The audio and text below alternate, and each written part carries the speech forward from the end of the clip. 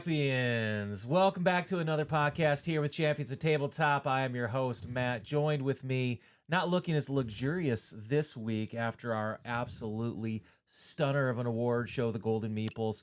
Not looking as dapper tonight, but gentlemen, Shay, Dion, great to have you guys back. Thanks for being here this evening. How are you doing today? A little coming down from the highs of the award show last week? I don't have a voice anymore. You should have seen Shay at the after party. He was out of control. Yeah, how you doing today? I'm doing great. Thanks for asking. I'm here. I'm doing amazing. Okay. I'm here for you. And, well, I mean, for them. Not for you, but for them. Well, I'm here. You seem a little down tonight. No, I'm fine. It's getting close to holidays. You got all these. This of course, will be after the holidays, but, you know, all of the running around and doing everything necessary and running a shop and trying to get, you busy. So we're just busy, which is great. It's great. I'm not complaining. We're amazing. Well, I think I know what would cheer you up is for all the viewers out there, if you'd like and subscribe, make sure you hit those buttons at the bottom. Nothing will bring a smile bigger to this guy's face than new subscribers and followers. And most importantly, if you're watching, throw a comment on there. It means the world to us. Let us know how we're doing. Let us know what you'd like to see. That's how we get better every single week. That's our goal, is to bring you the best content out there. So, gentlemen, of course, before we get started, we'd be remiss if we did not, of course, talk about our sponsors of the week. This month, we've been sponsored by Stonemaier Games, makers of games like Wingspan and Viticulture, and most importantly, the new one, Apiary. So, Stonemaier Games, thank you for being a partner with us this week. And, of course, Voss Media, Board Game Cafe here in Galesburg, Michigan. We had a great event with Apiary. Everybody there liked it a lot. They thought it was an amazing game. It went the longest we've ever had any Friday Night SmackDown to go. I think we had like 20 people, a little more, so forth, right in there. And it was really good event. So I'm glad Stonemaier was helping out with that event. So Absolutely. All right, gentlemen, well, we'll go ahead and we're not going to go through comments this week simply because we had our award show and we haven't had a chance to post that yet. So a little behind the scenes magic is that we haven't seen the comments yet. So we're going to skip that for this week because the previous week it was pretty much Mike who filled in for Shay while Shay was out at PAX, and it was just Mike commenting on how much he loved himself. And is that what it was? It was pretty much Omega Mike saying... I heard I was out of the job. I was like, okay, I can run the board. Look, I'm good. Look, y'all have seen my... Never mind, we're not going to finish that joke. But I'm just saying, that's what I heard. You just offended Brandon back there, like, I just got back. Although the poof segment was pretty amazing last episode. It was pretty awesome. I randomly, I don't know if you've seen it, but I randomly disappeared and then randomly reappeared. It was pretty good. Thinking about going to Vegas and, little magic show. Little magic show. Get some cards. I can do some card magic with you. Yeah, there we go. There we go. We go. Dion and Shay show. Dion and Shay show. Or the Shay and Dion show. Whatever you're into. Whatever you in. Anyway, yeah, board games. So with that, of course, we'll go to Fallen Sword. Before we go there, I want to point something out here. I, gentlemen, have a very special hat on tonight. I want to thank my my coworker, assistant Abby, for making this hat. It's the first ever Champions Tabletop hat she made. Merch. Yeah. Where's our merch? Well, there we go. We're working on it. We're working on merch. And of course, 23 represents we were founded in 2023 when we started this journey together. See, my brain goes directly to the GOAT, Michael Jordan. Right. So 23 to me is a perfect of being the champions of tabletop. Go with the GOAT. It's funny you said 23 and me. That's where my mind went to. Anyway. So Abby, of course, thank you for making thanks, our Abby. first Where's ours? ever Champions Tabletop merchandise. It feels so real. And we know how we feel about green, so just some critiques. Green? Yeah, critiques. I guess it's not too bad. It's Well, I think it's fantastic. Well, I think it's nice. It's amazing. It's amazing. I'm happy. I'm very happy with it. It's a nice merch. We need matching shirts now, and hats, and we can all be part of the whole championship. We should have jerseys because we are champions. That is really good. We should have jerseys. Make that happen. I mean, I got it. Abby, make that happen. I'm actually working on a logo for us. Are you really? Yeah. Good. I'm glad somebody is. And Shay, Shay is all no sleeves, so yes, I am. So that's why he wants to wear that jersey. Jerseys don't. I was talking about like baseball jerseys. Not like a basketball jersey. I thought you were talking basketball. No, baseball jerseys. No, no. I was talking about a little sleeve. Oh, okay. So you are on the sleeve team now. No, I said a little sleeve. I'm wearing sleeves right now. What are you talking about? We're just talking about Look, we're not starting this. Way off the subject there. Way off subject. We are trying to have a beautiful, beautiful holiday episode of happiness and cheer. Well, this is right after Christmas, right? This airs. So this is Christmas. people get to open their presents, enjoy them, and then watch us. This is also a really special show today, too. I want to kind of preview what we're going to do today. On today's episode, we have an extraordinarily special guest. I'm here every week, though. So It's not you. Oh, this wow. is why it's extraordinarily special. I'm just kind of special. is just a little, Not that kind of special. Gotcha. Okay. So, nope. so for everybody out there, just so you know, we are getting an opportunity to interview Jamey Stegmaier of Stonemaier Games. So in our industry section this week, we're actually going to be doing that interview. So it'll be popping in here in just a little bit. And we were extremely lucky to get that time with him. So just a testament to what we're building here, what we're growing, and we're getting games like companies like Van Ryder, now Stonemaier is a part of our team. So did you ask how to play Scythe? I should have messaged you earlier about it, but I just got it at PAX and I don't know how to play it. You got and Scythe at PAX? Yeah, somebody gave it to me. Nice. It was great. They gave it to you? Somebody gave it to me. That's Did they awesome. recognize you on the podcast? No, because they recognized me on the TikTok. Oh, yeah. Did they really? There you go. Yeah. It's It's kind of one a of my big TikTok deal. friends. I don't know if you know Shay's a big deal. I got a little bit of TikTok. I He's mean, got I'm a taking a little break right power. now. But anyway. Okay. Yeah. Okay, well, that's awesome. It's more than I've ever gotten. Well, I got a hat. So. Yes, you You did. did. There you Kinda go. hat. Well, But it that's is way green better than still. I've got. But I will say this, that like I said, we were extremely lucky to have Jamey, and so we really thank him for the time and coming on the podcast. It means the world to us. So hope you enjoy that coming up in our segment. And then we also have a special episode because this is actually going to air right after Christmas, but when we're filming it, it's just before Christmas. So for the pit, we've got a special episode where we're going to be giving each other a gift to represent a game we think each other's going to like. So we've got a really awesome episode coming up here. So let's start with Fall on the Sword. Fall on the Sword is going to be easy for a lot of us this week because for me, I know I made a couple snafus during our award show. Thinking back, I said a couple things I'm actually embarrassed to even say, but I think I gave credit to Cardboard Alchemy for Dwellings of Eldervale, when in reality, obviously, it was made by Breaking Games. So I think I screwed that one up. I think I figured out what my fallen sword is, and maybe it gets edited, maybe it doesn't. But there's a certain game of a octopus variety that I could not say for the life of me. I'm not going to attempt it now because then it'll be falling on my sword for the next week. But there's a certain octopus game. Kasa. It look good now? Okay, cool. Good. Sorry. So they even missed it. That's the behind the scene magic. I don't know if you guys realize, but I was flawless during that episode. I was amazing. No mistakes. I was perfect. I mean, That's that's so humble. yeah. Yes. I mean, I'm very humble. he's not falling on the sword now because he fell on the sword actually during the episode. Yeah. You're probably right. I did fall He had to as take the many Japanese times. honor system. He's like, I gotta go right now. Yes. Yeah. So the other thing that I had to fall on sword is Brandon put that episode together for us was what I thought was behind the scenes. I thought it was one of the best parts. with our props. Yeah. And that apparently made it into the episode and lost my cool a little bit because we had a decoration that would not stand for me. And my apologies to the kids. Kids show. It's not really a kid's show. It's Didn't not really. have the No. level of It's professionalism never- I expect from myself, so I'm sorry. It was a But kid you, show. you That's did it. buy all the decorations. I wanted Well, to I keep it was in there. very clear about that, wasn't it? It was not a hidden thing, was It it? was not No, a hidden not thing. at It's all. all right. But gentlemen, I thought that was an awesome award show. How do you guys feel about I it? enjoyed it. I watched it. I thought it was amazing. I thought the after editing parts were done really well. I liked the fact that I didn't agree with all the results. Thought they were kind of swayed a little one way or the other. That should be a good fall on the sword moment. And but I can't wait to do the next year's because I think we can just get better and better as we go. But I did it really enjoy that we did something different. I'm so sick of watching these are my top 20 games of the year. These are my top, they're everywhere right now. Yeah. And it's just nice to do something a little different. Like these are the top 5 games that we feel in each section that we broke them down in. And I think we did a really good job, I think, as a team. And I think we gave them great entertainment. Like those usually the top. And this is not a mark on any of them. Y'all do good.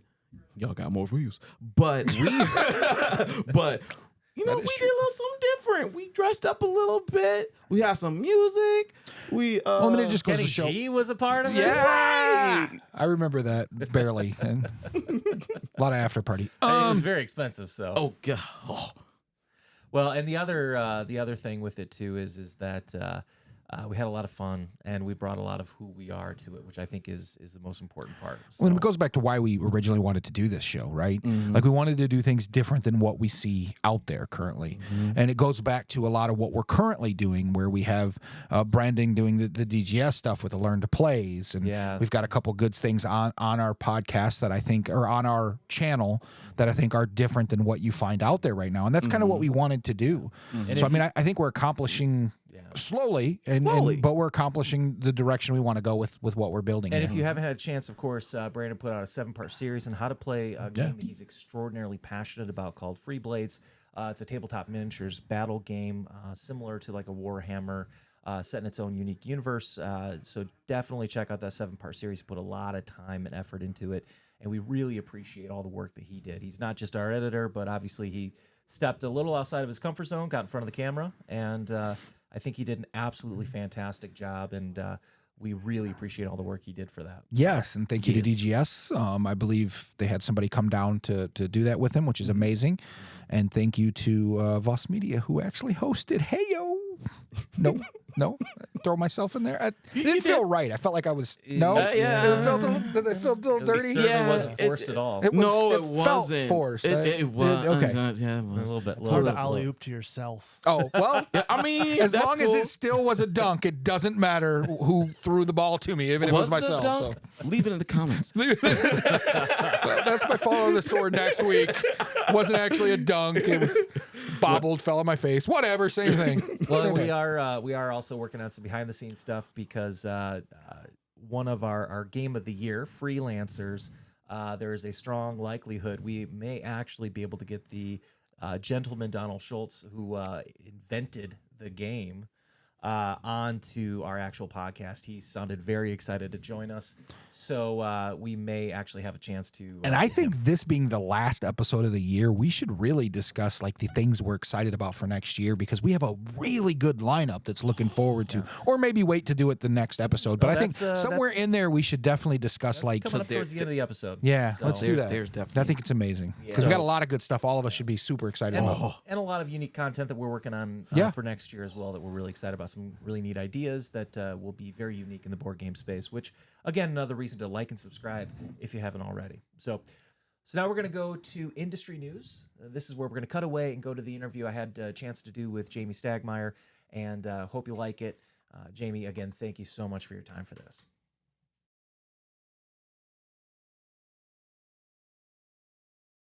Welcome everybody back to our first initial video for Tabletop Tales here on Champions of Tabletop podcast. I cannot think of a better way to start this series off than somebody who sits at the top of the Mount Rushmore of the board game world. You know him, you see him all the time, he's everywhere. I, of course, am joined by Jamey Stegmaier of Stonemaier Games. Jamey, thank you so much for being a part of this with us. Yeah, Matt, I'm excited to be here. I love what you all are doing at Voss, and I that's a very nice introduction. I wouldn't put myself on that Mount Rushmore, but I would be at the base of it, looking up at some wonderful people there, hoping to be there someday. Well, let's kind of get to the start of the rise of Stonemaier and who Jamey was getting into the hobby, because you weren't somebody who had always wanted to be in the board game space. You were a nonprofit before you started this whole hobby. So why don't you kind of tell us of how the origins of Stonemaier Games and viticulture, your first creation, really started? Yeah, I mean, when I was growing up, I designed games as a kid just for fun. But I never thought anything would really come of them. It was just a fun little hobby I did on the side while also playing a lot of games. And then in my 20s, late 20s, Kickstarter became a thing. I think it was around 2009, maybe, when Kickstarter launched. And I started to see in 2010, 2011, I started to see board game campaigns pop up on Kickstarter. And I was like, I've had this hobby my whole life where I've loved designing games for fun. And this Kickstarter thing is fascinating to me. I'm very curious about what they're doing there, and I love what other creators were doing there. And so I thought, I'll design a game for the purpose of putting it on Kickstarter and seeing how it does. I went through a couple different games before I arrived at Viticulture as one that I thought might be appealing to those who like Euro-style farming games, but also maybe people who hadn't gotten into modern hobby gaming yet and were looking for a theme that might entice them into it. And so I decided on Viticulture and kind of ran with it from there. Yeah. Absolutely. Now, what goes through, this is the part that fascinates me with any creation. What goes through your mind to actually create a game like that? I mean, do you start with a theme? Do you start with, I like these mechanics from other games? Like, how did the creation start for you in that process? For Viticulture, it did start with the theme. I spent a lot of time researching winemaking. I didn't really know all that much about wine.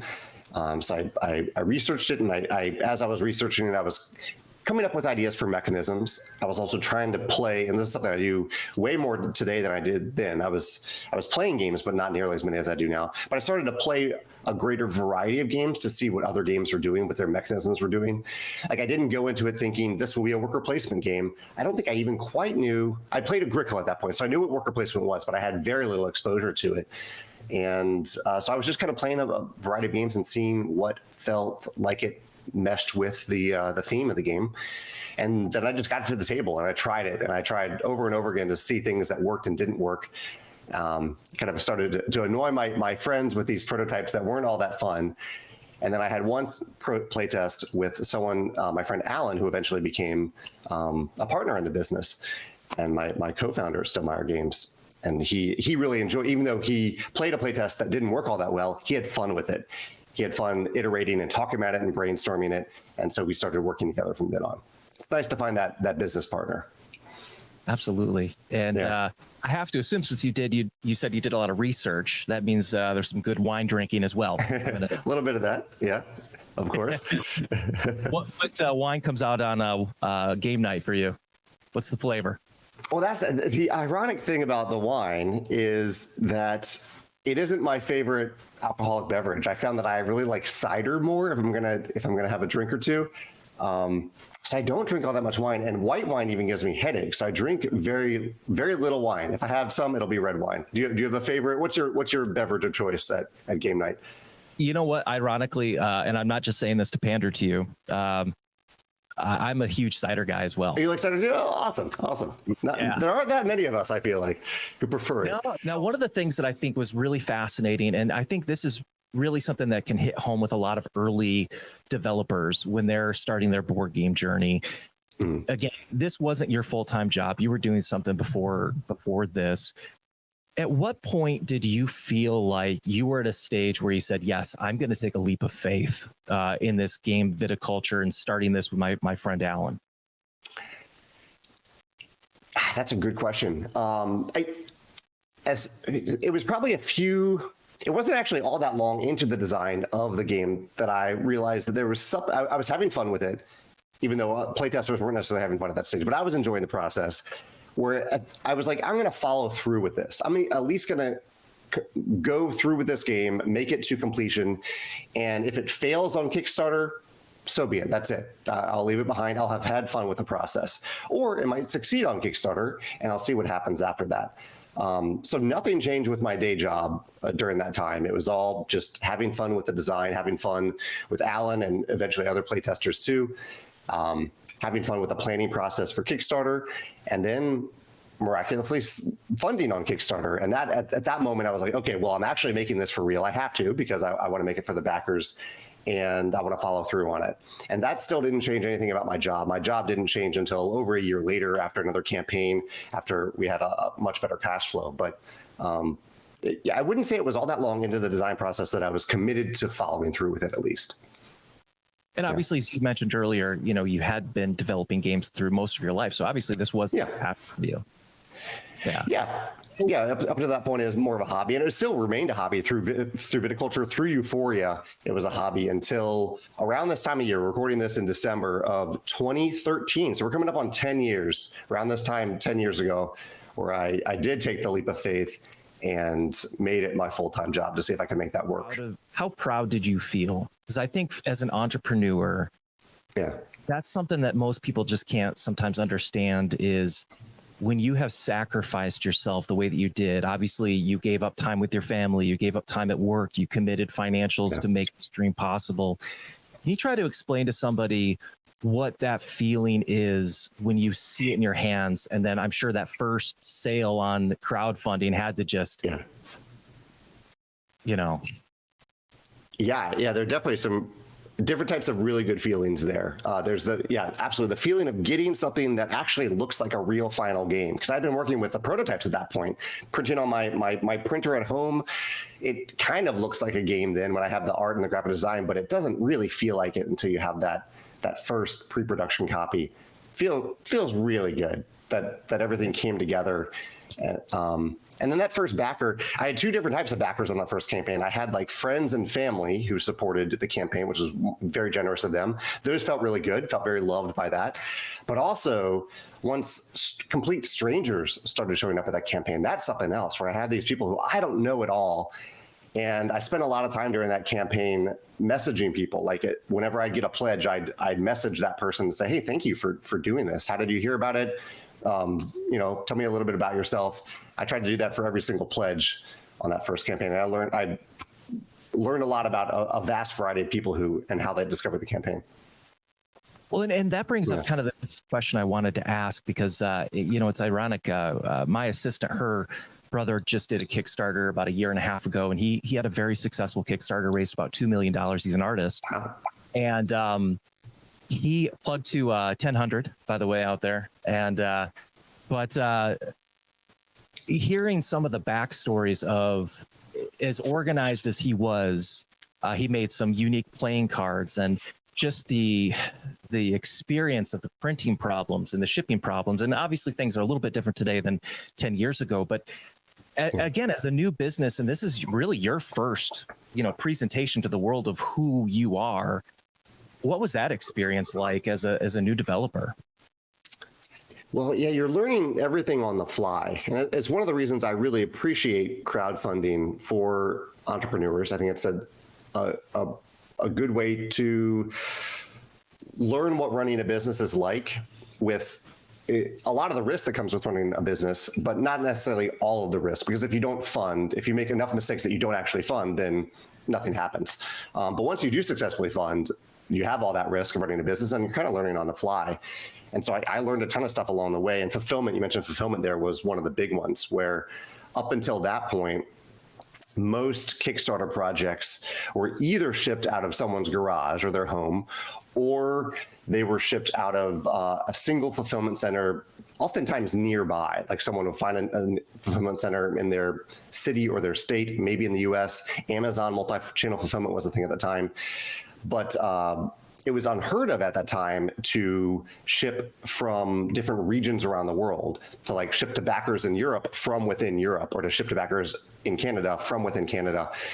And it was a conversation that I had with a friend of mine in around this time of year in 2012, where he brought up the idea of, why don't you, if there's Amazon in Europe, Amazon in Canada, why not use those fulfillment centers to ship to backers in that area?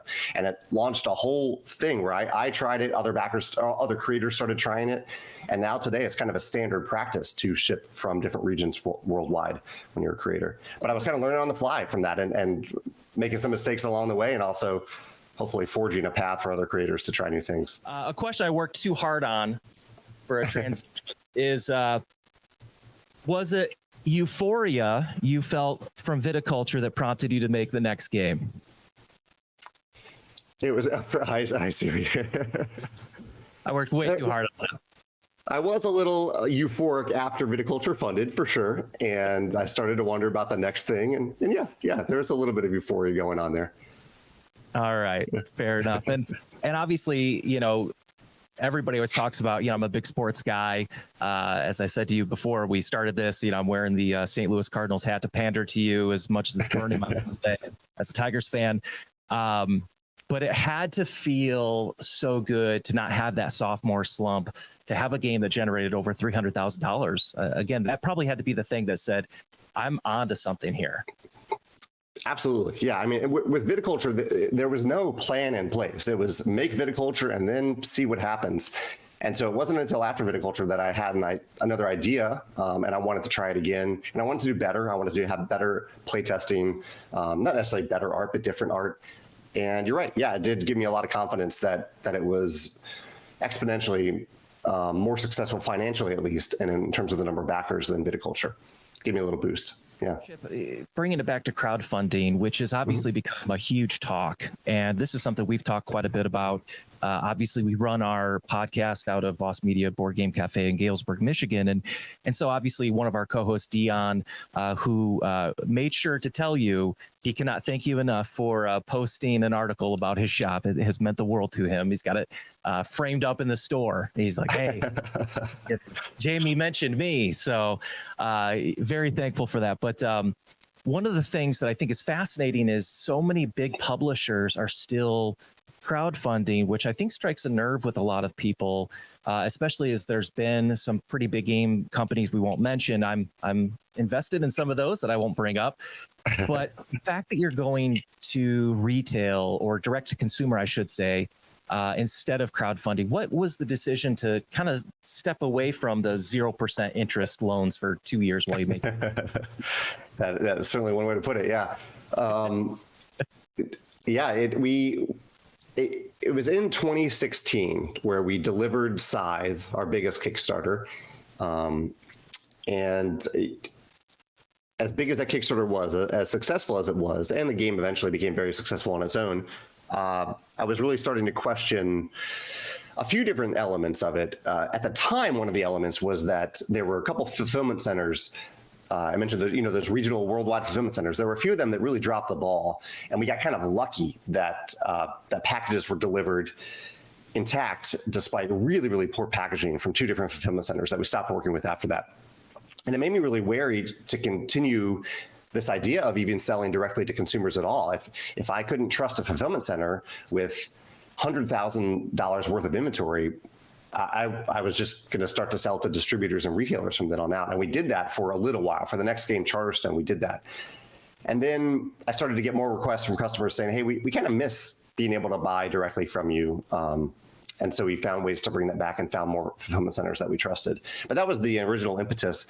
And now one of the big reasons that we still do it, that now our method is we don't crowdfund games. We just make a game or product that we really believe in. And then when it has arrived at our fulfillment centers, that's when we announce it. We hopefully build up some excitement for it. And then a few weeks later, we start to sell it and we ship it within a few weeks after that. And so that whole method of closing that gap between when you hear about it, when you get excited about something, when you actually pay for it, and when you actually receive it is usually around 6 weeks instead of 1 to 2 years sometimes with crowdfunding projects. It just feels like a really nice way to serve our customers. So we've continued doing it that way while also selling to retailers and distributors along the way. And I totally agree with you. I think it's wonderful what you do. Apiary coming out directly and available. I want to salute you for that. And just also having the chance to do this podcast has made me more aware of, we have to have more people like you who are letting the local game store have a chance to stay alive, because it's hard for them when, everybody buys everything on Kickstarter now and it's cutting them out. And, these stores, I was here a couple weeks ago when they were doing a big play event, and I think they had close to 30 people sitting playing Apiary, all learning it, having fun, laughing, yelling at each other, moving bees around space. And, that's what board games is about. And I think you kind of look at that when you do funding. I absolutely agree. Yeah. There are certainly, there are some crowdfunding projects that do, it's not the project that does well enough, but the game does well enough that they switch to a more retail-driven strategy after the game is released. But it's fairly rare. It's tough for any game to break through in that way. And so I think there are a lot of creators that are aware of the amazing communities that friendly local game stores and game cafes bring to the game industry and the game community. We try to, I think different publishers try to work with retailers in different ways, but you're right. Yeah, I have a full-time employee who is just our retailer relationship manager. Susanna does, I think, a wonderful job at that. And that's her job. She wants to support retailers. She wants to sell a bunch of our games through retailers and to bring people into the world of Stonemaier Games through their friendly local game store and game cafe. Yeah. When did you know you were going to make it? To make it. When did you know Stonemaier was successful?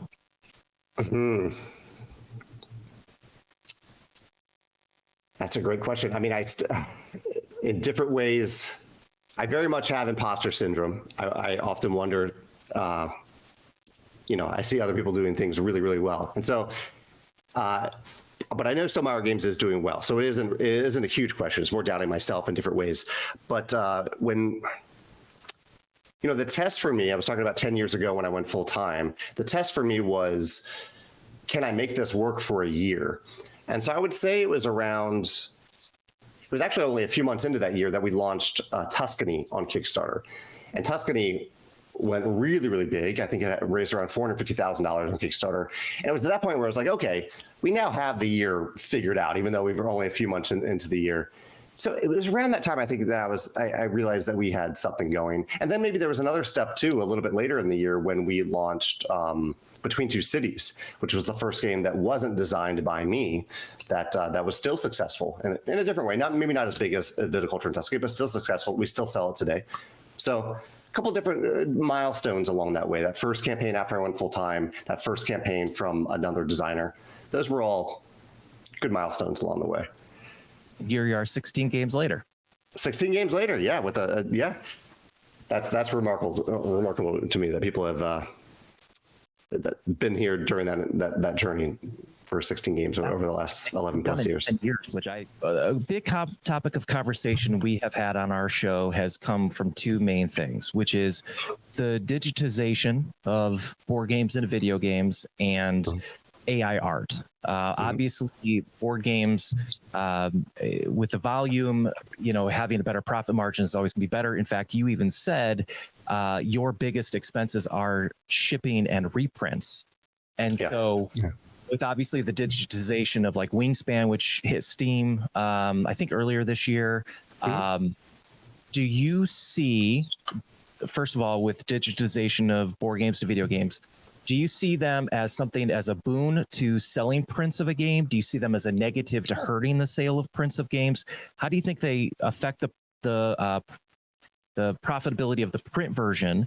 And the second question is, do you think that's kind of the future of board games as well as getting more digital versions of it to get exposure?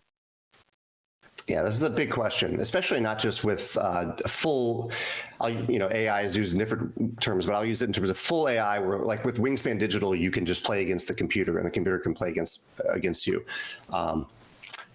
There's that version of the games. There's also the Board Game Arena version of the game. And I really appreciate Board Game Arena. I have game nights on there where I connect with people around the country where we're playing games together, have a lot of fun with that. But I have not seen a direct correlation in terms of helping sales between digital versions of our games. And I do wonder if in some ways especially on Board Game Arena, I wonder if they are maybe hurting sales a little bit. I think they're exposing the games to more people, which is what I want from the digital versions. I want people to try out our games to see if they're a good fit for them. But I don't want the digital version to replace that tabletop experience. I think it can accent it at times and give you a way to play with someone across the world that you wouldn't normally get to play with or learn the game. But I think at this point, I think it's probably mostly hurting sales a little bit, hopefully not significantly. And I'm a little bit surprised. The biggest surprise for me is when I see new games launch, and within a month or so, it's on Board Game Arena already. That's a brash, bold move for someone to do that. It might help their exposure a little bit. But I really wonder how many people are playing that on Board Game Arena and saying, okay, well, I've played it now. I won't buy the tabletop version, the one that was actually designed to be played by. So our strategy, at least with Board Game Arena and digitization, is to not release the digital version until a couple years after the original game releases. Yeah. It's almost like you need the script to be very clunky, so that way it's just fun enough but annoying enough to be like, no, I got to go buy the real pieces here. I think, And that's why we, yeah.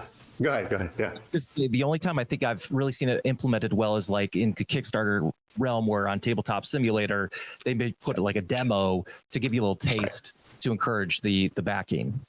AI art, big conversation when you're potentially taking away jobs from creators, but on the flip side, you have to run a business that's profitable. Obviously there was another very large publisher of a very popular game that was released information they were going to use a lot more AI art. What is your impression, or what is the outlook that Stonemaier has with AI art going forward? Yeah, our stance on any form of generative AI, something that is replacing a human creator, a human artist, is that we do not use it and will not use it. Yeah, that is pretty. Yeah, we're not doing that. Right there you go. That's all you need to say. Not here. Yeah. I like it. So here's one question I want to ask you. I think this is one of the most fascinating things as I was preparing to talk to you today. So I want to ask this question. How do you juggle time between being Jamey the developer, Jamey the business owner, Jamey the publisher, Jamey the YouTuber, Jamey the family member, and Jamey the keeper of 10 cats? I compartmentalize. I divide my workday up into different types of tasks, and I always try to leave a little bit of room, a couple hours for that creative design time, a little bit of time for that development time, and a lot of it is just geared towards running the business. In terms of the kind of the content creation side of it, which has been fun for me to experience. I didn't envision that was going to be as big a part of my job as it is, but doing the YouTube videos, doing the blog, things like that, I have specific days when I do it, and I try not to let that bleed over into other days. I like film videos on Tuesdays for the YouTube channel. And once I realized that I could do that I didn't have to film like the day before releasing the video, I could film and schedule far in advance and just have that one day to do it. That really helped me with other elements of the business, because a lot of it is just kind of like, a lot of it is troubleshooting in terms of the day-to-day things that I'm doing. And so a lot of my time is just flexible for those types of things. Yeah. And obviously you spend a lot of time. This is something you've highlighted many times in other videos and podcasts that you've done, is your engagement with the community, which I highlighted earlier, which I think is just the fact that you fit that in so well to who you are and part of your image that you want to present to the community of your commitment to everybody. I mean, that's amazing. Yeah, that's a major priority of mine. Just communicating with and engaging with and just having fun with the Stonemaier community and the broader gaming community through through Facebook and Instagram and our Discord channel and anyone who comes to the YouTube channel and the blog. Yeah, I really enjoy that, and I'm appreciative whenever anyone decides to reach out and ask a question on those platforms. Yeah. Do you sleep? I do. I need a good night's sleep, or I do not function well. So I usually sleep around 8 hours a night. Yeah. Yeah. Amazing. That's amazing. And does your wife hate your phone? Imagine you're on that thing all the time. I try not to do that. I spend a lot of time at the computer, but Megan, when I'm spending time with Megan, I'm with Megan. Yeah, the phone's off, the computer's off. My mind might be wandering someplace a little bit else where I'm thinking about game design or something, but yeah. So for everybody out there, no excuse. The CEO of Stonemaier Games can make time for his family. So put the phone down after you watch this video, and enjoy your family. So we'll wrap up here talking about 2023, because this was a fantastic year for Stonemaier Games. You had several big releases, obviously expansions for Wingspan, including the Golden Eggs, which that leads into a big deluxeification video that we've done before. I'm a sucker for everything, so feed it to me.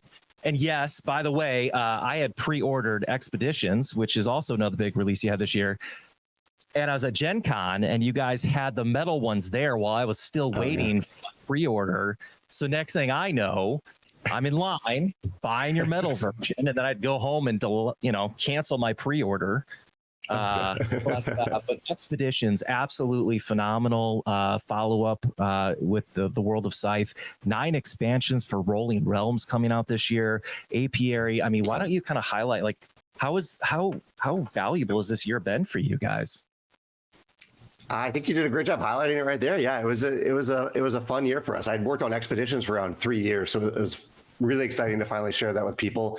And Apiary, I think Connie, you talked about the Mount Rushmore gamers. Apiary is Connie's first game, but she's already working on other games for Stonemaier Games because she is an incredible designer. So it's been really exciting to be a part of her origin story as a game designer, her start. And so it's been awesome to see what she did with Apiary and to work with her on some other games that will be released in the future. And we had the Tapestry expansion. We had Wingspan Asia, which came out around this time last year, but it's most people got it, I think, in early 2023. And then a lot of fun Wingspan stuff. Like the Wingspan fan art cards, that wasn't something that we had planned for 2023. That just came up because I kept seeing fans of Wingspan create really cool art for Wingspan. And so I invited them to contribute some of their art to a fan art pack. So I love having some things that are planned and then some surprises along the way. And that's how I look back at 2023. And so when you look at a year like this year where you've had so many big games come out, I know you have said on other places, so I'm tempering my expectations here. But what's the 2024 outlook look like for Stonemaier? We have our biggest game of 2023 will be, or 2024 will be revealed in just a few weeks from now. We'll start talking about that right away. And then we have 2 other games, one of which I've already announced, Rolling Realms Redux, a new core set for Rolling Realms. That will be released in the summer. I'm really excited about that. That's one that I've talked pretty openly about. And then we have another surprise coming that I think will do really well and hopefully bring people a lot of joy in the fall season, the holiday season next year. So I'm really excited about those games. And we also have an Expeditions expansion that I've been working on. So I'm really, really excited about what we're showcasing in 2024. And I'm also excited to see Scythe has the metal pieces back in, by the way. Yes, it does. I've been trying to delay buying those, but it's hard not to. So, all right, before I let you go here, Jamey, one of the things we love to do on our show is this little segment called Feet to the Fire. And Feet to the Fire. This is where I'm going to ask you a couple quick questions, and I don't want you to think about them. I just want you to just give me off the top of your head what you feel in your heart, okay? This is where you're looking inside. Just stop for us, all right? Okay. So, first question. If aliens landed on Earth, what is the one game you tell them to play? Ooh, the one game I tell aliens to play. I probably want them to play a game that would help them understand humanity better. That's a really good question.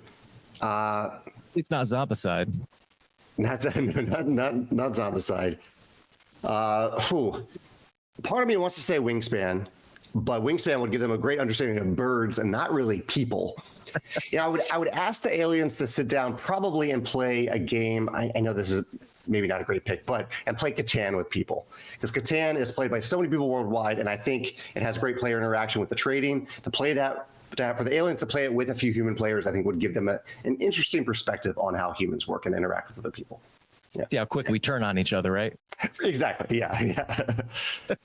Welcome to Earth. All right, number 2.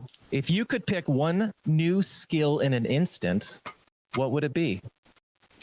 It would be for me to understand. It would be closely tied between 2 things. One would be web development and like programming. I'd love to be able to know how to do that, and also to be fully adept at graphic design and like Photoshop and Illustrator. I'm a very rudimentary InDesign person. I'd love to be able to do all the fancy stuff that our graphic designer can do. Yeah. Okay. What about you for that one? I like that question. What's your answer? In shape. Just be in shape. I see my pictures from 10 years ago when I was taller than my, when I was shorter than my hairline, because I've outgrown my hairline. I worked out all the time, and then you have kids, and then it's like you work all day long, and then you go home and you're a dad, you're a husband, and those are the blessings of life because, at the end of the day, what it was always put best to me, Jamey, and I'm sure you agree with this is, there's no value in standing at the top if you're there alone. And I think, something you highlighted with Megan a lot is in other interviews you've done is her importance in your role. And I think that can't be said enough is if you don't bring the people along with you that matter the most, it's not a journey that you want to take. And I think that's awesome that the partnership you have with her from what I've heard, trying to get some brownie points for you. Yeah, I'll have to mention that to her. Yeah, I love that. I love that. And it's, for me, it is about Megan, but it's also about my coworkers too. Like I want to bring them along in the success in Stonemaier Games, especially since they're so important to our success. Yeah, absolutely. All right, I've got just a couple more here. If you could go back in time, what is the one board game you would have developed for yourself? Yeah, I did a video a couple of years ago. I need to revisit it about the games that we would have published if we had that opportunity to publish them. And one of those games, have you played the game Orleans? Yeah. Bag building game. I love Orleans, and that's one that really fits Stonemaier Games, that I really admire a lot of the things that are done in that game. So I might say that game. Yeah, Orleans. All right, fantastic. Yeah. All right. What is one thing as a business owner you learned about yourself during the pandemic? Oh, during the pandemic. And as a business owner and people relying on you, I remember there were days in my business and what I do professionally was considered essential service worker. And I remember driving down the roads and I was the only car out there. And I had a letter just in case I got pulled over to say, hey, I'm allowed to be outside. And the fear when you look in your children's eyes and my wife's eyes and thinking like, hey, I'm in the financial sector and we're watching the market, have a really rough go. It's really hard to have so much confidence. There's all that internal doubt. So I think surviving that, especially a business like yours, I mean, what a great opportunity to kind of actually turn it into huge benefit, which you did with like Rolling Realms, as you talked before. That's what came to mind first. Like that was the thing that has emerged and persisted since then, with one of the key elements of Rolling Realms being that I designed it around the idea of not having any player interaction. You could play it remotely at any time. And I think a big part of that is the idea that I don't play a lot of games solo at all, but I essentially do play Rolling Realms solo when I film videos for it. And so that idea that there are an increasing number of people who play games either solo or only with one other person in their life, that person who happened to be in their house at the time, at the beginning of the pandemic, where they didn't have anyone else that they could physically be with. So it's increased my appreciation for those lower player count games. And that's definitely had an impact on how much focus we put into lower player counts in all of our games. This might be this last one, and this might be the hardest one for you. Okay. So every parent says that there isn't a favorite. Okay. And we all know that's a lie. There's always a favorite. So who is the favorite child? Viticulture or Scythe? Oh, you made it easy by only giving me two. That was very generous of you there. It's tough for me to choose from all 16. Between Viticulture and Scythe. Those were ones that you had such a big part in the whole development of. Like, this is your blood, sweat, and tears here, Jamey. Which one gets a little bit more of the inheritance? I'm probably going to lean towards Viticulture. I think so. I love a lot of what I did inside, and I love how epic the experience could be. But Viticulture is like a comfort food to me. So I think I'd go with Viticulture. Yeah. Okay. What would you go with between those two? Viticulture. Yeah. I shared the story off camera, but I've said this on our podcast before. That was the first one that got my family together post the passing of my mom, and that's still one game that sits at the top of my shelf. And it's something that whenever I look at it, kind of always makes me laugh a little bit. I remember we took Viticulture to the Indianapolis 500 last year when we took my dad to the Indy 500, and here we are sitting in the hotel lobby, busting out viticulture, and it reminded me. I wanted to ask you because everybody always injects themselves into their passion projects. Are you in any of the pictures for the families, or are those representative of any family members with the husbands and the wives and all of that? Yeah, my mom and dad, my brother and sister are in there. There's Mama Margot, my dad Jay, Andrew's my brother, Emily's my sister. They're in there. My best friend and his wife are in there. Actually, my brother Andrew, when I made those cards, he was dating someone else. And then he ended up marrying. He ended up marrying someone named Margaret, who's in the game now. He was dating someone else, and so for a few printings of Viticulture, there was a different woman paired with Andrew that we switched out once Andrew married Margaret. I am not one of the mamas and papas, but I am the statue card in Tuscany. So there's a statue sculpture that is me. Yeah. So now, is there like a levy on the family of like no more divorces? We can't do any more reprints. All right, that would make things difficult. So yeah, absolutely. Not about the family here. It's about all right. It's about efficiency. Yeah. Jamey, for anybody out there who says, because again, you talked about Elizabeth, and then we'll wrap up with this. You talked about Elizabeth talking to you and meeting with you at Gen Con with a final project. Because again, I want developers, the people who are hearing this, who are like, gosh, this Jamey guy's great. I'd love to work with Stonemaier. One thing you said was, I want to work with idea, not you can put it best for me, but you don't want to work with ideas. You want to work with solutions. You want somebody to bring something finished that's well thought out to you. What is your final words to that developer out there who says, I'd love to work with Jamey. He's a great guy. I think he can help me take my game to the next level. What do you say to them?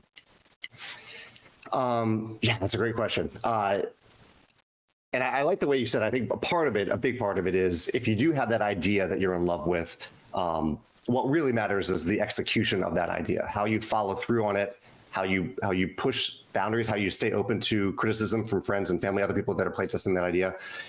Focus on that for a long time, and also try to have fun throughout the process, because your goal of having a game published by any publisher or Stonemaier Games specifically, which I'd be flattered if you submitted our game to us, is wonderful. That's a wonderful goal, but you don't really have control over that outcome. So have fun along the way, because it's possible that nothing will come of your game. I work on a lot of games where nothing comes of them. They just fizzle out over time, but hopefully I learned something and had fun throughout the process. So I would focus on that process and the fun that you have and what you're learning from it. And maybe you'll get it published someday. Perfect. Well, Jamey, I don't know if you're going to be at Origins of Gen Con, but I'm bringing a cider for you. Oh, awesome. Okay. So with that, though, I cannot thank you enough for all of the time that you've given us today on Tabletop Tales and on Champions of Tabletop podcast. And again, enough cannot be said about your commitment to the community, what you've done for everybody, a small channel like us, giving us all this time. I can never thank you enough for that. And we wish you nothing but the best in 2024 and going forward. You're an awesome guy, and such a pleasure to talk to you. Oh, thanks, Matt. The pleasure was all mine. Thank you for your time today as well. And yeah, I look forward to 2024 and seeing great things from your channel and from Voss. All right, perfect. Well, that's our first edition of Tabletop Tales. I've got Jamey Stegmaier here with us. We wish you the best, and of course, champions never stop playing. So that was our interview with Jamey Stegmaier of Stonemaier Games. What an amazing opportunity! Such a great guy too. So personable. Just a guy who absolutely loves the industry. He's given so much to the industry, and it was so amazing to get that time with him. You guys, go ahead. One thing because when I started making board games, the one really scary thing was to tell people about board games. And I read one of his blogs talking about like why you shouldn't be, why you want to actually talk about the games you have. And it was about like 99% of people, like once you put a game to paper, you have beaten like 99% of people who've done stuff on top of that. And he gave me courage to be able to just, tell people about stuff. And it made me get to the point that I'm helping run a Gamesmith Club, which is, helping other designers and telling them they can do that step and not have to worry because of some things. So The fact that he was on the podcast, that makes me happy because he definitely helped me. And he's a pretty big, he's a big name in the industry. He's reached out to me and did an article for Voss Media Board Game Cafe that I absolutely could never thank him enough for. A small hole in the wall in Galesburg that he reached out to. So, and we had good conversations. Our emails are always blunt and honest and open, and which is really good to have with, somebody that wants you to sell their games. But also what I like about him is as you're scanning through the different stuff that he does, just his like on his channel or on his Stonemaier Games Facebook page, he'll put an article about like this game sold 1.9 million and let's talk about why we think that's a thing or why we, it's just this Kickstarter just ended. What was successful about, like those kinds of things where he generally seems to want to help the industry, which is really something good to have an ally in an industry like this, a guy like him. Well, and to that point, Dion, one of the things that blew me away because when the opportunity first was kind of talked about that he would do an interview with us, to me, it's kind of like, he to me is the Patrick Mahomes of the board game industry, the way that I see him. Because for me, in my board game journey, when I first got into it really heavy with my game group, which includes my dad, it was shortly after my mom passed, and Viticulture was the first game that we played. And so that game will always kind of have sentiment value because it was like first time we did it. My brother, my nephew, my dad all stayed the night over. We played till like 4 a.m, and it was Viticulture that we got started with. And so that one kind of just has a sentimental purpose to me. But the thing that just blew my mind was getting this interview set up. I cannot tell you. This guy is big, right? He's running a multi-million-dollar business. And when I would send him an email, like he was right back to me within sometimes minutes. Nice. And I just thought to myself, we're just a tiny little podcast, but to him, we were important enough to where he wrote us back right away. Let's get it set up here. Let's get it set up here. And you just, honestly, you don't see that very often when people in his position. And so, again, Jamey, it means the world to us, and thank you for your time. So now that we've had a chance to share the holiday cheer with Jamey and Stonemaier, gentlemen, it's time for the pitch.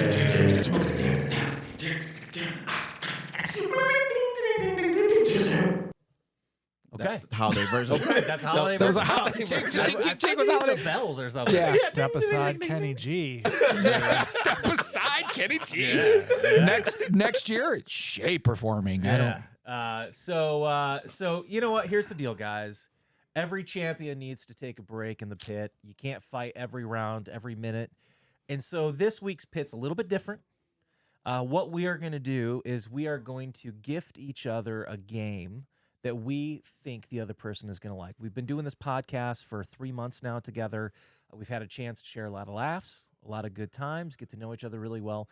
So now we're going to gift in the spirit of the holiday season and see how well we know each other. So who is going to go first? I'll take this one, guys. I got gifts already set up for you under your chairs. Yay! Hey, like Oprah. The magic of editing.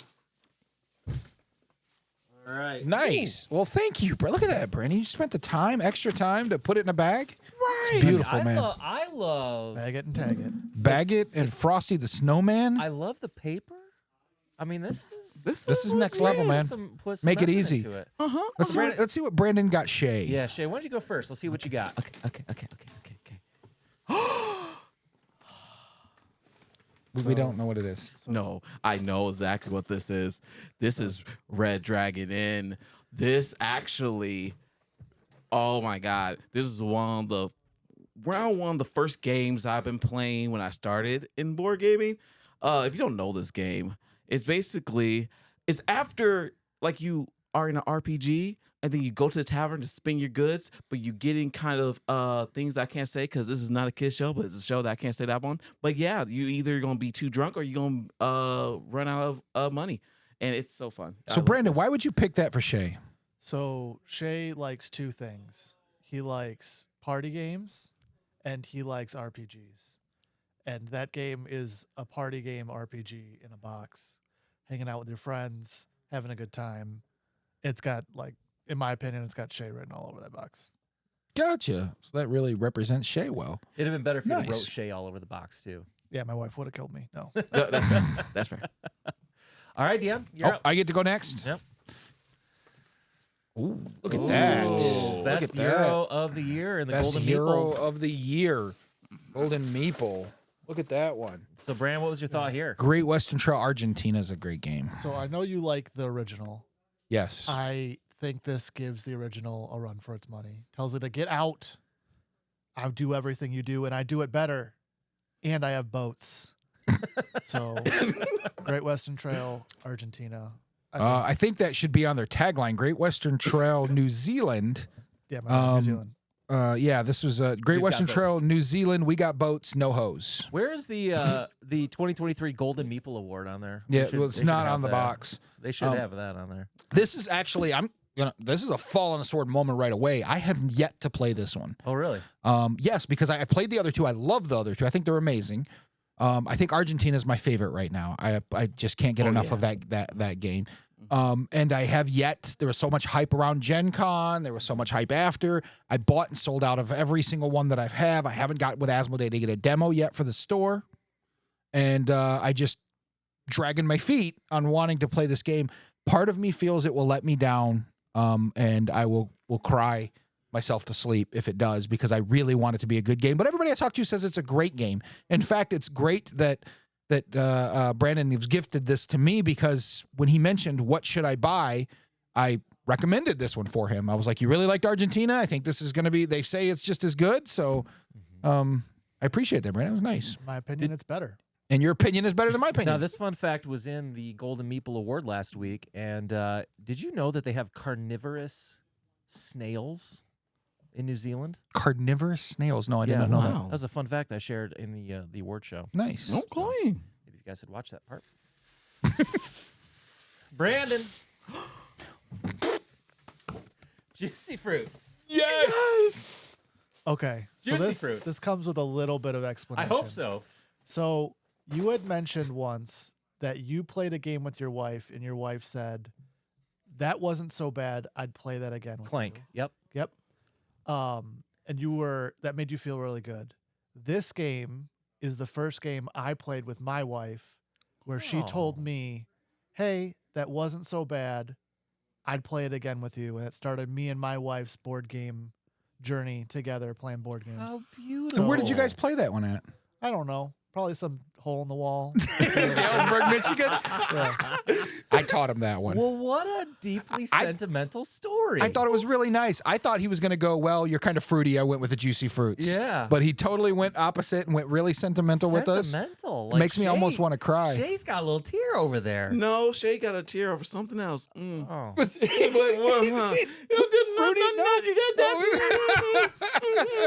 Is this Capstone Games? Yeah, it's Capsule Family. Yeah, it's Capstone Family Games, which they are doing really well. I feel like Brandon loves Capstone Games. He So does like that may- Capstone that- Games quite a bit. That may come into play. But, you know, I later. could tell you this. Him and his wife played that here, right? Taught him the game. They were like, yeah, it's good. They're now at the point where they're playing Ark Nova together and killing it.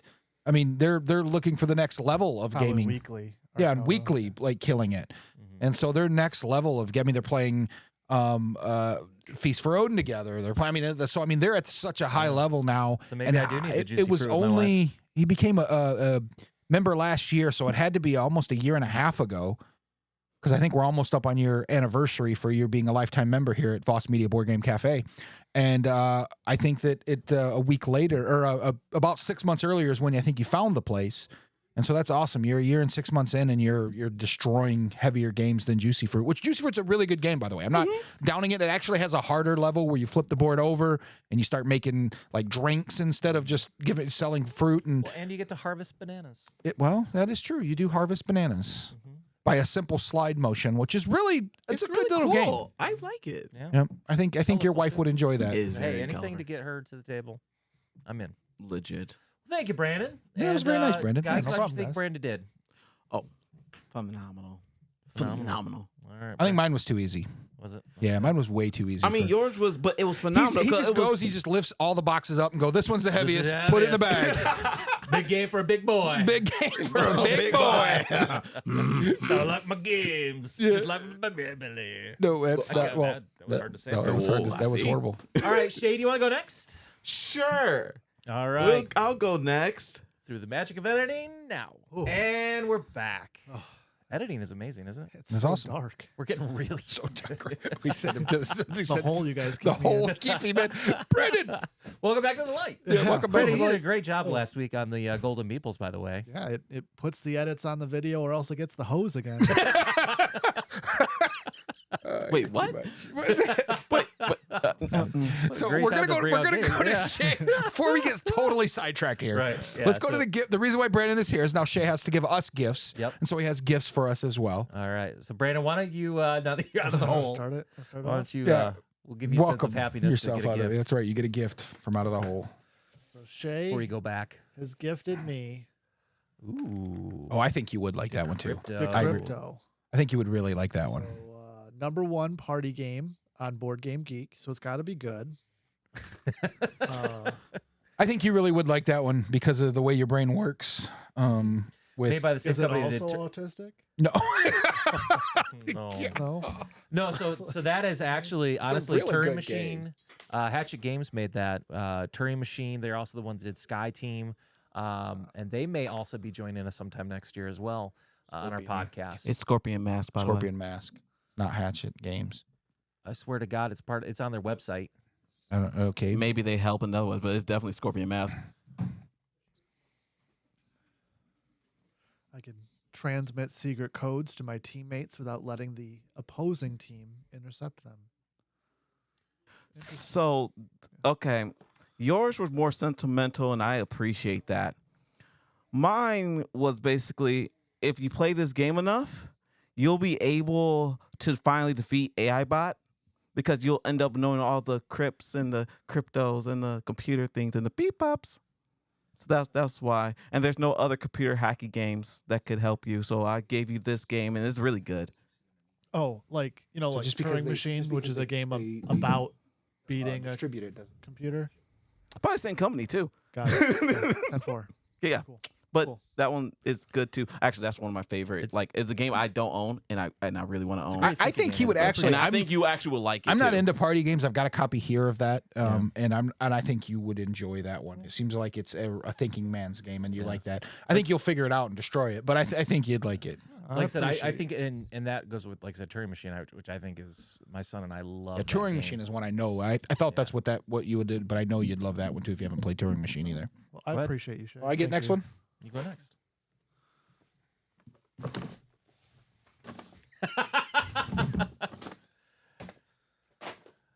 Pick a pepper. Spicy chilies, fiery sauces. Collects lots of chili. It's a card game. I hate card games. Shay, why would you why would you get me this game? to help with your tolerance. So when we actually have another, fall, spicy idea, and that one thing we do in the fire, you'll be ready because you know how to pick a pepper. So yeah, It'll Shay, help for with the feet to the fire. a so little it gets you off behind that a little fence. behind the scenes. Oh, We had an gotcha. idea earlier. Shay had an idea earlier this year where we would, in the feet to the fire, we would have to eat peppers, and Dion vetoed it with a vengeance. I'm not going to have stomach pains over a feet to the fire segment. Well, now you don't because you can have these spicy chilies. and it will build up your tolerance. I try to help you out. I'm a person that helps. Wait. I think I got the next one. oh my god. Matt, Yeah. open your gift. Okay. If I had to guess that you gave him taco, cat, goat, cheese pizza. No, it's too big. Oh man. Space Invaders. Ooh. Oh my god. So what were you thinking here? Dexterity. Da, da, da. I was thinking Shay was on a budget, is what I was thinking. Oh, No, that game is amazing. Don't it's a make- look, co-op dexterity game. It's a co-op dexterity game. It's one of my favorite dexterity games. It is. It's yeah. very good, and it actually feels like a lot of IP video games don't actually do an IP video game I'll really give it well. that. That one is on the nose, Yeah, and I thought you here would like it. At Voss Media, it's pretty cheap too. Yes, Great stocking stuff for this holiday season. I So, mean that's a big stocking, but yes, That is a very I big stocking. I bring a big stocking to the fireplace. I'll I put it guess that you way. would. I don't. So, well, thank you, Shay. Got You big know feet. I love myself some dexterity. Exactly. That is I didn't awesome. give you Taco Cat goat cheese pizza because I didn't want you to feel bad. Oh, shots fired. That would have been a good one. Shots fired. I would have Well. gave you the regular version so you start Hey. small. It's nice that at some point you bring the heat. No. You know, heat is funny someone because still got the belt. I didn't get dominated in heat, but in Taco Cat goat cheese pizza, I mean, we even got records. We got clips. And moving on. All right, Dion, let's see what you did for us. I was hoping you would go next, but all right. It's getting intense. Red alert. It's like Santa's moving us around here in a sack. Let's not say that. Kid show. Kid show. Kid show. Kid show. Kid The show. holiday Kid season show. had a little eggnog before we got going here, boys. What's in your eggnog? What's not in your eggnog? I think we should ask that question.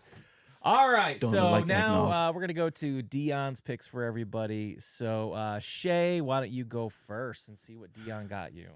Okay. If I would guess, I'm really proud of that rapping I did there. If I would guess, it would be. You can't guess after you open it. Well, I didn't want to. I didn't Yeah, want you to can't ruin give it. it up. I knew.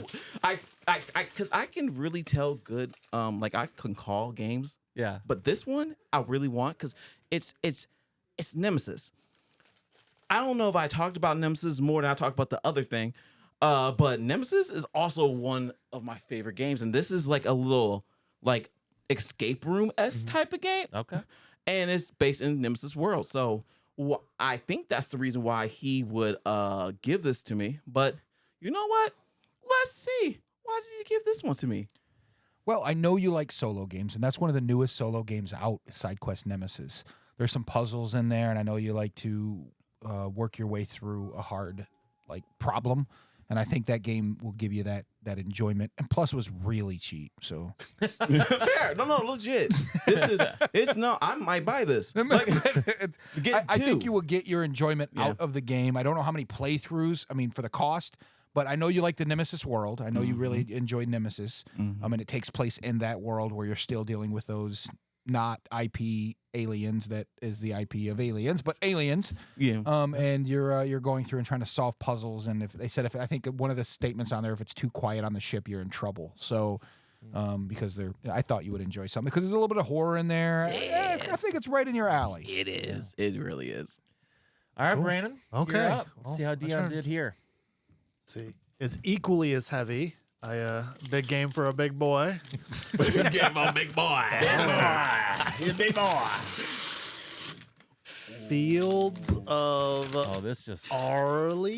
I fell asleep just looking at this already. Fields of Arle. You didn't Arle. fall asleep. That is a really, Fields of Arle. really good game. It looks It's a 2-player only game.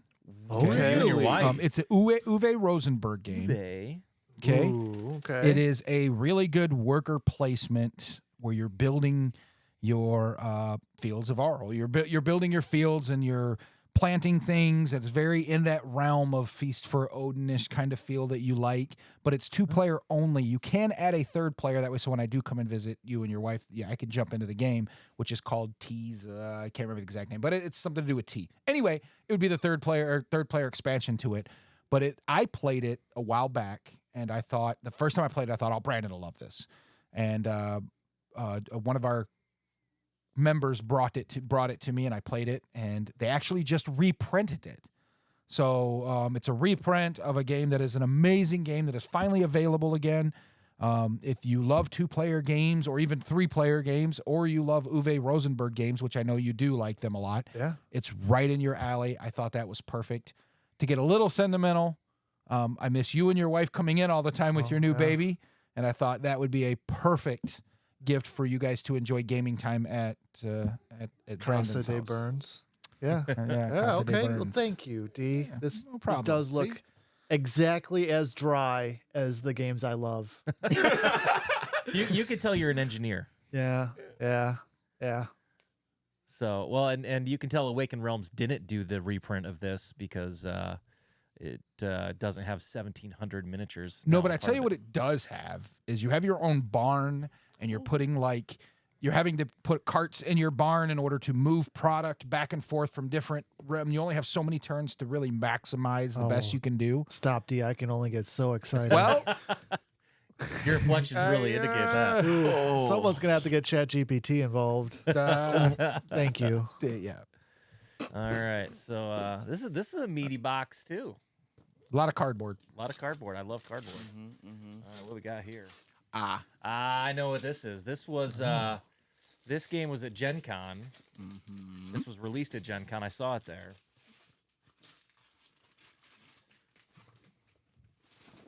Yep. Kupta Hora. Or as I like to call the new version of Brass Games. D, thoughts on this one, huh? I just had a lot of them in stock. That makes sense. That makes sense. You get an emotional like, oh, I missed you at the store. And Well, I he get, likes me, well, so I needed what's to get rid of some. So I gave No, what can I it's say? really amazing. The only thing that I didn't include in there was the metal coins that are also with it. that would have shown love. Yeah, the deluxe. and one of the top I don't know. He 10 knows I games love them. constantly on BGG is Brass. And they say it plays very similar with the changing economic system. I'm trying to bring you to the dark side because I'm tired of all the clink and look at this game and this cute little game. You're going way too much to Shay's side of things, of the fun card gamey type of games. I just literally And got Juicy Fruit. I'm know? trying to bring you Look. back to the dark side of wonderful Euro gaming. I know Shay likes Euro gaming as well. However, that's what he's about to say. However, I'm just saying I think that fits in your realm of something you would Well, enjoy. and this was, like I said, CGE, Czech Games, makes this game, and they make Lost Ruins of Arnak and some other great games. So I know one of the things that when we first saw this that looked really appealing was the dynamic economy that I think is kind of a unique feature of this game, where basically as the town's population grows, prices can go up and players can, take advantage of that and have prices go down. And obviously for what I do in my world, I deal with that every day. So that kind of fits right up my alley. So I actually am super intrigued by this, and I appreciate that you gave this to me. Yeah, one of the guys that came back from Gen Con, Ryan, my buddy, he was saying that it was one that he really enjoyed, that he sat down and played. We also went to the Alliance event. He said he enjoyed it there. I haven't got a chance to sit down and play it myself. It's one of the games I'm very excited about. I'm opening it early next year for the store, and I'm very excited to get it to the table. But I thought with some of the games that you mentioned that you and your family likes to play, of course it isn't a family weight game, but you and your family does like to play with the whole prices going up, and I'm trying to hold the most of this, cover my assets kind of mentality. I thought with the ever-changing market and what you do on a day-to-day basis, probably fit right in perfectly It's perfect, for you. exactly. So thank you, Deanna. I appreciate it. Absolutely. All right, well, gentlemen, the last Santa is about ready to go, so we'll go ahead and switch right now. Hey-oh, all right. Ooh. Oh. Now, look at me. I'm the captain now. You are captain now. I'm captain now. Listen, Sounds good. so I may not be behind the wheel, but I still call the shots. so now we have the one and only Matt's gifts. Yeah. So we'll start with Shay on Matt's gifts here. You Shay. get my other gift out of the way there. If you're going to guess, do that prior to opening. Okay. Well, he said I'm not going to get this game. Okay. Says this one you don't even have. One I don't even have. Well, I can tell you this game The square. doesn't have minis in it. I can tell there's definitely something rolling in. I'm thinking that's more of a... Doesn't have minis. Interesting. No, it does, because it has a lot of cardboard, because you can feel definitely the weight of it. Throw me that one before you drive me absolutely insane. Okay. But it's something I wouldn't know, so I won't even guess, because I wouldn't know. You will never guess this. I will never guess it. Never guess this, he Can, says. can we take a shot? What do you think Matt would give him? Is there a Crokinole board game? Not that. No, Not Not that small. size? Not that small. no. It would definitely look like a big shield if it was given anybody. Right. And I figured that's what mine would be, just out of a screw you, Neon. But it's not, which is great. We- No, I well, went from the heart. keeping it sexy is historically missing from behind us. well, No, it's, So- it's, well, that's it's because not, the it's store not this continues heavy. to move, It's but not that is this not heavy. anywhere near the Okay. size. okay. Okay. So I think then we're good I'm there. I'm You're out. good? That's You're my out? two. That's Okay. my two guess. I think it's going to be probably that Dino racing game. That's my guess. Oh, the oh yeah, the That's my dinos guess. and- okay. That's my guess. It is not that. Dinos, and I can't remember the name of it. Dodos, I think is what it is. I don't know what this game is. It's creepy. Primordial Secrets. Look how creepy this looks. That looks really creepy. Show everybody at home how creepy that looks. We're in a show, so you might Yeah, you want gotta show Give creepy. everybody This is so else. creepy. I've never heard of this game. What is this game? So Primordial Secrets was one that I backed on Kickstarter, and I thought of you because it's kind of based in the Eldritch world, and it's a 2-player card game, which you've gotten into Lorcana a lot lately. But basically, you're drafting spells, and you're basically just trying to attack each other with a very demonic feel to the game, which is a very unique type of game. And the art in it is something that, when I think of Shay, I think of horror games and kind of that dark feel. And that game kind of checks all the boxes. So I thought of you right away with that. Yeah, looks like about right up your alley. Looks very Pan's Labyrinth. It looks that's really does. weird. It looks so weird. Oh Give me my the god! creepers We and need to I'm just- figure yeah. out how to get this. by GL and that's they don't go through Asmodee. They're a very small studio. Yeah. That was a very, very small Kickstarter, but it's a beautiful It's game. 2 to 4 players. I Look at know. that. I want. Yep. I'm going on. Yeah, just for the mic's sake, to drop that on the table one more time. Got you. I can do one more time. I'm Yeah, joking. yeah, I won't- okay, but your turn. Oh, okay. So Okay. good. Cool. To me, from Matt. It's a heavy. Is it a heavy This one? this worries me a little bit. If it's Kutnohara, I told you I got a lot of them. So That looks like. I don't know. I don't know if I'm gonna guess. Okay. Okay. I don't know. Cause Matt, you exist in that Kickstarter world that I don't touch. It's not a Kickstarter. It's not a Kickstarter. Something you could feasibly own. we just Okay. All right, like perfect. Gaia project. And I definitely got it on the first take. Yeah, that's Gaia project. Yes. editing magic. Capstone Games. Capstone Games. another- Pure Land. Are you trying to tell me something? No, well, what I'm trying to tell I you am is that German. what is your favorite game is Arc Nova, right? So It is. And that it's is nothing made- like Arc Nova is what he's trying It's, to no, say. no, no. It actually is. It's a heavy, meaty game that absolutely, if you look it up, it shows on games most like Arc Nova. Games like Terraforming Mars, etc., will show up on that list. And to me, it's just a crunchy space builder. You're exploring space. It's a lot of engineering and growing your tech trees, which again, it's a lot of calculation. And it's a lot of just crunching math, which I think is right up your alley as an engineer. So by everyone's gifts, I am the driest human being to have ever lived. That's but not true. these, That's these a gifts great are way to put amazing, that game, but too. like, yeah, like It's a very That's dry not game. true. I didn't Well, I give you didn't- a dry game. I gave you a pretty nice game that had a little something to it. yeah, to beat an AI robot. Right, because they tried to take over you. That was the whole point. AI, so I it love was, you, bro. Yeah, yeah. It I wasn't do. dry. And thank you for this game. Yeah. So Gaia Project is actually a pretty in-depth game. It's, It looks like it. It it's looks really like, fun though. I agree with it. It's fun. I don't agree that it's anything. When I played it, it didn't give me any kind of inkling that it was a Arc Nova-ish game. I would say Arc Nova's in probably my top 5 games of all time, and that was nowhere near that. In fact, it felt like it was sometimes a little harder just to be hard. It could have made things easier, cut corners. But it is a really good game, and Capstone Games has been, for many years now, knocking it out of the park. So I do think it was a really good gift for you because you're the driest human being alive. Thanks I- for taking a dump all over my gift too. Right. You're welcome. That's what I do. I did notice in this game, particularly, it has a separate designer for the solo variant. That happens Is quite that- often. Yeah? Yeah, a I lot of didn't times notice they'll that. build something and then they'll give it to somebody else to design a solo variant. And a lot of the game modes, especially newer ones, even I believe Apiary did the same thing just recently, where the regular game was designed, and I can't remember her name, and that's horrible.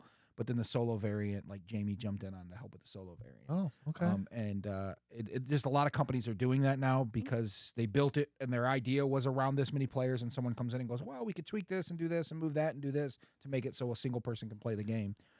which is almost required now with games, I think. Oh, makes sense. So companies are doing that now. Like they doing like they get a second person to do the solo. Yeah, a lot of people are doing that now. Hi, my name is Shay. I love solo games, and I design. Well, you as a That's designer, your camera.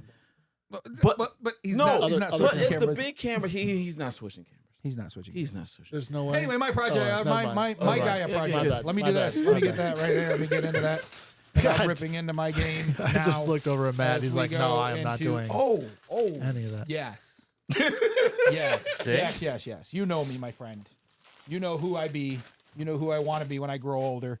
I can't get much older, but John, I want to play this. It was just like out of nowhere, popped up on BGG recently as like a top 10 game. Well, Shut Up and Sit Down actually did like a 45-minute review on that game. Okay. Where they did like a whole historical look at the British Indies trade. Yeah. And again, when it comes to big, beefy, meaty games, nobody likes the big games like my big boy over there. It made me blush. I don't know. But it is one I really do want to play. The John Company second edition. It's not one I have even on my shelf or in my play area, but it's one that I would set down and crunch my way through. I love history, big history fan, and I also like when they do games kind of around like East India companies when they do it, something around there that you can play in that era and do have fun. So I do enjoy the games like that. The 90 to 240 minutes. I don't know if I could stay awake that long during a game, You could. but Yeah, it's Grandpa. about. It's Wait, about how- right. There's a lot of thinking going What? on. How long? 90 to 120. Yeah. Hour and a 90 half to to 240. 2 hours. Oh, 240. Yeah, I don't know how they give it. It's 240. probably like per person, Hour and a it's half 30 minutes to per person or 4. something, or 45 minutes per person or something. After 4 hours. 4 Yeah, hours? 4 hours. For, of It's like- this, I don't. it's like- I can do it in my father's work because of the story and the back, the backing, and I get more excited as the story continues. But I would eat this alive. So I would love. Well, and I got it because I thought of Rococo and Lacerda and Oh yeah. those kind of games. So Out of nowhere, like it's been out for a while, and then out 19 of nowhere, it just boom shoots to the top of the BGG probably yeah, because of the video. 2017 is when the first Yeah. print was run. That's the second one, which came out I think a year or two ago. Yeah. But like I said, Shut Up and Sit Down did a video that everybody gushed over. Like, oh, this is amazing. That's And what it does look happens. like a lot of fun. I think I would really enjoy it. I don't want to learn this one. I want to sit down and let you teach me it to me. Okay, If we'll that's, get so there. you got to watch the Shut Up and Sit Down video and sit down and watch. Shut Up and Sit Down and watch it or play it with me. But I do think I would enjoy this one. I love the bigger Absolutely. box stuff. So Sadly, the fact that you said the review is 45 minutes, I will not be attending that game, but y'all have fun. yeah. I know y'all will that's all right. enjoy it. I think you would love this one. What one did you just play? Hegemony or whatever? You just Yeah. played that recently. Hegemony, yeah. Hegemony, yeah. You just played Yes. it. You really liked it. I really did. And you even liked it so much that you called the group back to play it again. yes. Shay, But- listen, your favorite game is just a game you haven't played yet. No, my favorite game is the game I Is- have played. Yeah, It's which the- should not be named. No, favorite game is a Okay. game you have Okay. yet to play, and this Okay. is it right here. Okay. I have We're yet to playing it. play We're Series doing 3. It. Doesn't matter. We're gonna pop it up. Before you start talking about that, can you at least banish me back to my hole? Yes, yes, Brandon. Everybody banish. Man. Nice, very nice. Feels like Willy Wonka, with Tommy Television or whatever, where we got teleported to the different area. Okay, that. All right, so I also have a little bonus game here that I got for Champions of Tabletop Community.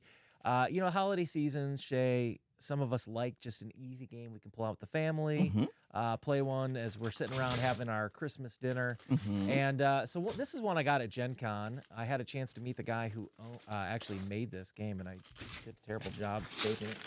I actually have an autograph on this one. Ooh. I told him the only way I'd buy it is if he signed it for me. So the game is called Trick Draw. So it's just a simple little card game, but it's really neat because every card has unique abilities on it. And what you're trying to do is get your points down to 1, but if you go out, then basically you're out of the game. So you're trying to play down and get as close as you can with kind of Price is Right in a way. But every single card has unique abilities to kind of screw with other people to benefit themselves. So it's a lot of kind of take that on other people. It's a lot of trying to help yourself. And so Good Publishing Games put this one out. Like I said, just a fun little game that I like the art. yeah, that I picked up at Gen Con. And like I said, the guy who made this, and I apologize, I forgot his name, but He signed the front, right? He did sign it. I can't read it, but he did Oh, sign well, it looks like a star. Star signed it. it. Yeah. So House Fish Balloon is the developer. So Cool. with that said, gentlemen, I think everybody did a really good job. Well, gentlemen, as we come to the end of this wonderful holiday gift-giving episode, again, thank you so much to Jamey Stegmaier of Stonemaier Games for taking time out of his busy day to be a part of this episode. Absolutely fantastic. And Shay, Dion, Brandon, thank you so much for the gifts. You guys were fantastic. I loved it. I hope you guys enjoyed as well. We did. I enjoyed it a lot. I really need to play that game. Like I really need to play that game. Okay. Yes. I love it. So with that, we want to wish all of you an absolutely wonderful New Year's coming up. We hope you have a very safe and happy holidays with your family, friends. And of course, we'd be remiss if we didn't say that champions never stop playing.